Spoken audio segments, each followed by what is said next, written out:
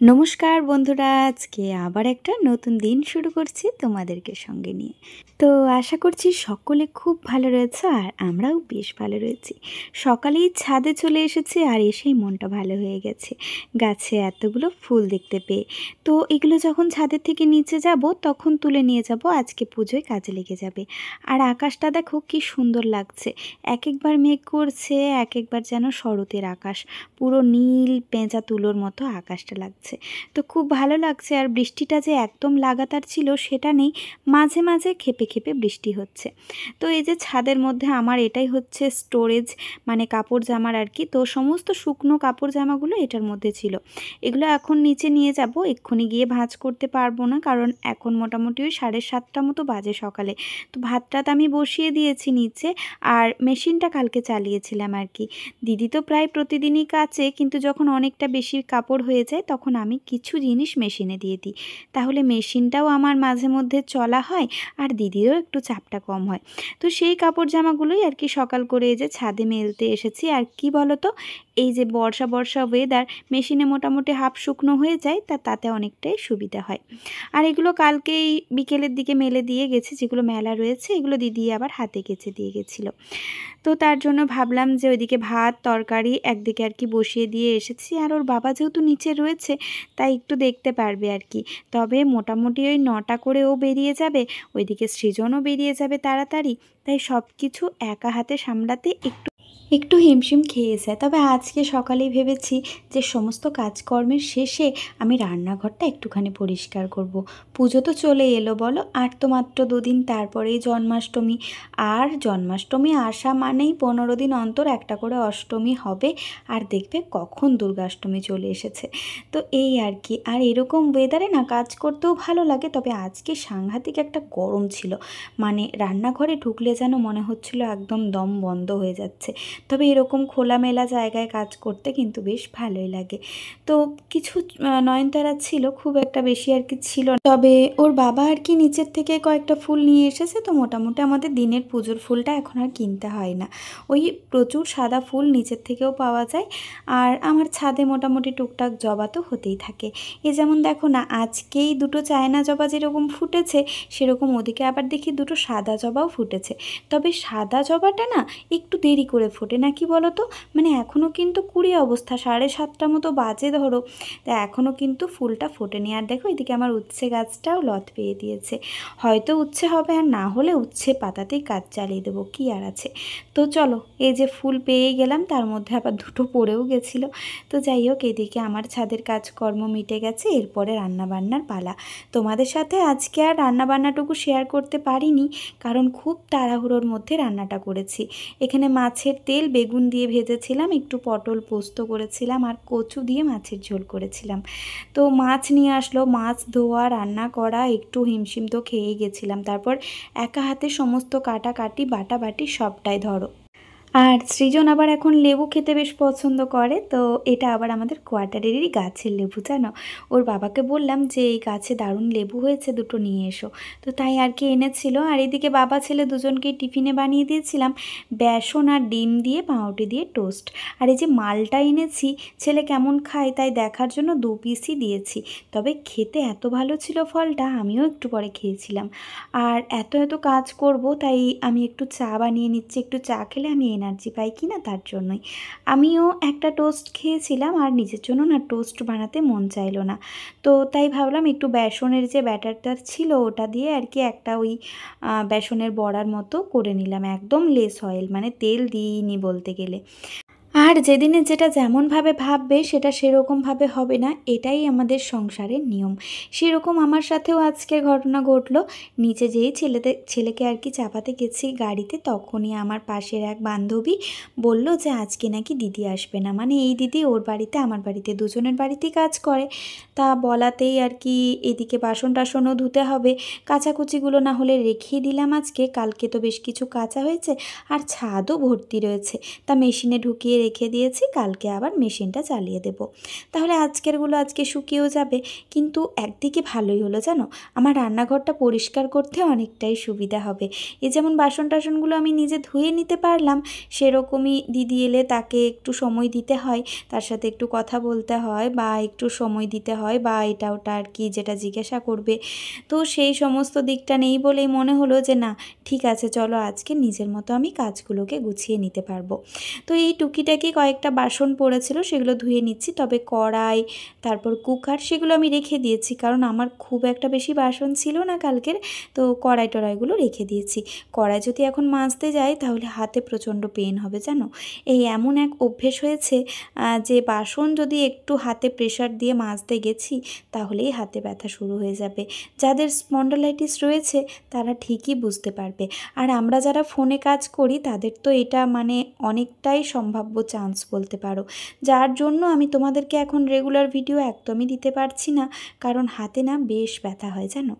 তো এইদিকে আর কি আমি গ্যাস ট্যাসও একদম মুছে টুছে পরিষ্কার করে নিলাম। মানে এঁটো কাটার যে ব্যাপারটা সেটা আগে মিটিয়ে নিলে অনেকটাই সুবিধা হয়। আর জানালাগুলো আমি মোটামুটি যেদিনই হাতে একটু সময় থাকে এইভাবে করে মুছে নিই। প্রচুর তেল চিট পড়ে তো, তার জন্যই একটা দেখতেও কেমন লাগে, নিজেরও কাজ করতে একটা খারাপ লাগে আর কি। তবে আমার এই সামনে সবুজটা দেখলেই যেন আমার মন ভালো হয়ে যায়, আর রান্নাঘরে ঢুকলে যেন এনার্জি পায় জানো। আর দেখবে রান্নাঘর যদি বন্ধ থাকে চারিদিকে, আর চিমনি থাকবে আর চারিদিকে লাইট জ্বেলে তোমাকে রান্না করতে হবে, তো সেটা একটা সত্যি কথাই খুব কষ্টকর ব্যাপার লাগে আমার। জানি না ভবিষ্যতে আমারও হয়তো সেরকমটা হতে পারে, তবে চেষ্টা করব যেন জানালা দেওয়া রান্নাঘর বানাতে পারি।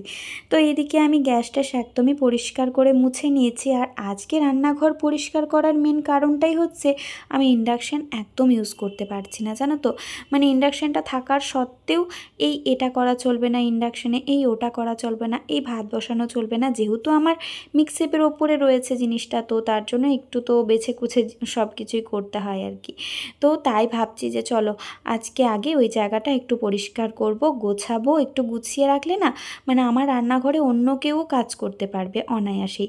কিন্তু গোছানো না থাকলে এর বাবাই যদি কখনো কিছু করে তাহলেও আমাকে 10 বার জিজ্ঞাসা করবে এটা কোথায় আছে ওটা কোথায় আছে।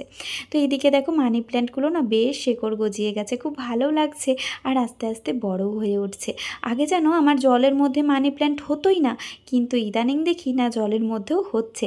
আসলে সঠিকভাবে যদি না জানি এই ব্যাপারটা, তো তখনই কিন্তু আমাদের সব কাজ ঠিকঠাক হয় না। আর জিনিসগুলো জেনে গেলে তখন আমাদের অনেকটাই সুবিধা হয়। আমি কিন্তু সবসময় আর কি ফোন হাতে থাকলে এই ধরনের জিনিসগুলো দেখার চেষ্টা করি। আমার যেহেতু একটু গাছের শখ, একটু রান্নার শখ, এইগুলো আমি সবসময় আর কি চেষ্টা করি। তো দেখো এই যে মানি প্ল্যান্টগুলো ধুয়ে নিলাম। তবে এই রান্নাঘরে গাছ টাছ থাকলে একটু মেনটেনেন্স তো লাগেই, কারণ আমাদের তো চিমনি নেই, তো পুরো তেল চিটের ব্যাপারটা আর কি থেকে যায়। আর এই যে আমার এই র্যাকটা এখানে ছিল, তো এই জায়গাটা আমি বেশ ভালো করে আর কি মুছে টুছে নিলাম। তো তারপরে কলিন দিয়ে আমি এই যে মিক্সেপের ওপরটাও একটু মুছে নিচ্ছি। আর এটা এদিকে রাখাতে আমার রান্নাঘরটা অনেকটা খোলামেলা হয়েছে, মানে ঢুকেই যে একটা আবদ্ধ ব্যাপারটা সেটা আর কি নেই, আর অনেকটা জায়গাও বেরিয়ে গেছে। যাই হোক, এটা বেশ ভালো করে কলিন দিয়ে মুছে নিয়েছি, এখন আর আরশোলার উপদ্রবটা হবে না। আর যাই হোক, তো চলো এই র্যাকটাকে আমি এই মিক্সেপের ওপরে রাখবো। এখন এই র্যাকটাকে আমি নিজের মতো করে গুছিয়ে নেব, কারণ অনেক জিনিস রয়েছে যেগুলো আমার কোনো কাজেই লাগে না। আবার বেশিরভাগই ফাঁকা কৌটো রয়েছে জানো, ভেবেছি হয়তো পরে সেই জিনিসটা রিফিল করব, কিন্তু আর রিফিল করা হয়নি। আর সব সময় সব জিনিসটা আমাদের কাজেও লাগে না, তো যেই জিনিসগুলো কাজে লাগে না এখন চেষ্টা করি সেগুলোকে সব সময়ের জন্য স্টোর না করার, কারণ একটা তো অ্যামাউন্ট আমাদেরকে তার পেছনে দিতেই হয়। আর এই যা বর্ষা পড়েছে, এই বর্ষায় তুমি সব ধরনের জিনিসপত্র এনে রাখবে, কখন কোনটা নষ্ট নষ্ট হয়ে যাবে। এখন আবার বেশিরভাগ জিনিসই আমি কিন্তু ফ্রিজেও স্টোর করে রাখি, তো সেই ক্ষেত্রে আমার অনেকটা সুবিধা হয়, আর ফ্রিজের মধ্যে জিনিসপত্রগুলো নষ্টও কিন্তু কম হয়। তো যাই হোক, এই র্যাকটাকে আমি আপাতত এই কাপড় দিয়ে একটু মুছে নিলাম। তবে তেলচিট তো বেশ রয়েছে, পুজোর আগে যখন সমস্ত কিছু ধোয়া টোয়া করব তখন আবার এটা ভালো করে ডিপ ক্লিন করব। আর এখন ডিপ ক্লিন করার সময়ও নেই। তো এই যে এইটা আমার এসেছিলো জানো, এটা আমি রান্নাঘরের জন্যই কিনেছি, কারণ এই শুধু শুধু এর ওপরে জিনিস রাখতে কেমন একটা লাগে। তো তার জন্য এই যে এইটা বিছিয়ে তার উপরে আমি জিনিসপত্রগুলো রাখবো। তো দেখো না, এগুলো না এরকমই, মানে তুমি যখন পাতবে তখন এরকম ব্যান্ড হয়ে যাবে, আবার যখন জিনিসপত্র রেখে দেবে তখন আবার ওটা কিন্তু বসে যাবে। তো এই যে দেখো, আমার এই জায়গাটা মানে এই কাউন্টারটা এভাবেই সাজিয়েছি। একটা ছোট্ট মানি প্ল্যান্ট রেখেছি, দেখতে ভালো লাগছে। হামালদিস্তার মিক্সিটা ওপরে রেখেছি। আর এই যে নিচের পোর্শনে রয়েছে আমার সমস্ত দরকারি জিনিসপত্র, আমন্ড, কাজু, কিশমিশ, চিয়া সিড, মিক্সড সিড, তারপর রয়েছে ওদিকে মিছরি আর হানি, এই সমস্ত আর কি, যেগুলো সবসময় আমার কাজে লাগে। আর এগুলো কিন্তু হেলথের পক্ষেও বিশাল একটা কাজের আসে। তো বলতে পারো এটা একটা হেলথ পয়েন্ট করে রেখেছি এই জায়গাটা। আমি যদি নাও পারি, আমার হাজব্যান্ডও কিন্তু সমস্ত জিনিসটা নিয়ে ভিজিয়ে টিজিয়ে দিতে পারবে বা সময় অসময় দিতে পারবে হাতের কাছে। এরপরে আমি এই যে সমস্ত মশলাগুলো ফোড়নে দেওয়া হয় সেইগুলোর জন্য আমি এই যে এই মশলাদানিটা করেছি। এর মধ্যে কিন্তু কোনো গুঁড়ো মশলা আমি রাখবো না। ভাবছি পুজোর আগে এরকম আরও একটা কিনে নেব, যাতে আমি সমস্ত গুঁড়ো মশলাগুলোও স্টোর করে রাখতে পারবো। তাহলে অনেকটাই সুবিধে হয়ে যাবে বলো। আর রান্নাঘরের স্টোরেজটাও আর কি অনেকটা বাঁচবে, মানে স্পেস সেভিং হবে বলতে পারো। তো সেটার ইচ্ছে রয়েছে, দেখা যাক। এখন আপাতত কোনো প্ল্যান নেই, অযথা 1 টাকা ব্যয় করতেও এখন কিন্তু অনেকটাই গায়ে লাগে। তো একটু ভাবনা চিন্তা করেই এখন খরচপাতি করছি। ছেলে বড় হচ্ছে, খরচা বাড়ছে, বাড়ি একটা করতে হবে নিজের, এই সমস্ত কিছু ভেবে আর কি। তো এই যে দেখো, এই জায়গাটা এইভাবে গুছিয়ে নিয়েছি। আর কিছু টুকরো টুকরি জিনিস আমার একটা বড় কৌটোর মধ্যে ছিল, সেগুলোকে আর না কৌটোর মধ্যে ট্রান্সফার করা হচ্ছিল না, মানে এগুলো ধোয়া ছিল, রাখা ছিল, কিন্তু ওই আর কি করব ব্যাপার হয়ে গেছিলো। আর এই যে পোস্তটাকে কাঁচের কৌটোয় রাখলাম। পোস্ত, আমুল দুধ এগুলো কাঁচের কৌটোয় রাখলে অনেক দিন পর্যন্ত থাকে। আর এতটা পোস্ত তো আমার 1 মাসে শেষ হবে না, ধরে নাও এটা পুজো পর্যন্তই আমার চলে যাবে। খুব একটা বেশি তো পোস্ত খাওয়া হয় না, তার জন্যই। তো চলো, এই যে এরপরে কিছু গুঁড়ো মশলা, গোটা মশলা যেগুলো আর কি আমার স্টোরে রয়েছে, সেইগুলো সমস্তটা আমি একবার দেখে নিয়ে তারপর এইরকম একটা ঝুড়ির মধ্যে রাখছি। তাহলে আমার মনেও থাকবে, আর যদি মনে না থাকে এই ঝুড়িটাকে বের করে আমি দেখে নিতে পারবো যে কোনটা কতটা রয়েছে। তবে সবসময় চেষ্টা করি আমার প্রয়োজনীয় জিনিসগুলো যেন আমি বাড়িতে স্টোর করে রাখতে পারি। তো তাতে কিন্তু আমার কাজে অনেকটাই সুবিধে হয়। আর এটা ওটা বানানোর যেহেতু একটা নেশা রয়েছে, তাই বুঝতেই পারো। তো এই যে মিক্সেপটা একটু এইভাবে গুছিয়েছি। আর এখন না মাঝের যে তাকটা, তার মধ্যে কিন্তু আমি যে সমস্ত জিনিসপত্রগুলো আনা রয়েছে এক্সট্রা, তো সেগুলো রেখেছি, চোখের সামনে দেখতে পারবো আর ইউজও হয়ে যাবে। আর একদম নিচের পোর্শনে যেগুলো আর কি অনেক সময় কাজে লাগে, সব সময় লাগে না, তো সেগুলোকে রেখেছি। এরপর চলো একবার রান্নাঘরটাকে ঝাড়ু দিয়ে মুছে নিই ভালো করে। অনেক জিনিসপত্র ছিল যেগুলো আর কি এখানে পড়ে গেছে, তো একটু তো কেমন দেখাচ্ছে, আর পায়েও লাগছে জলের সাথে।